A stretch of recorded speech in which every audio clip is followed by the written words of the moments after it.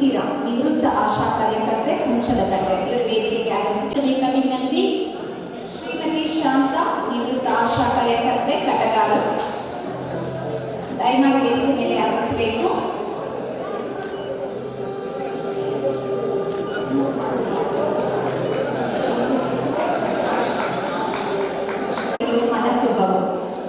ಉದ್ಯೋಗಿಗಳು ಎಂದ ಮೇಲೆ ನಿವೃತ್ತಿ ಸಹಜ, ಆದರೆ ಅವರ ಸೇವೆಯನ್ನು ನೆನೆದು ಅವರಿಗೆ ಗೌರವ ಸಮರ್ಪಣೆ ಮಾಡಿ ಹಾರೈಸುವುದು ನಮ್ಮ ಈ ತೀರ್ಥಹಳ್ಳಿಯ ಸಂಘದ ಪದ್ಧತಿ.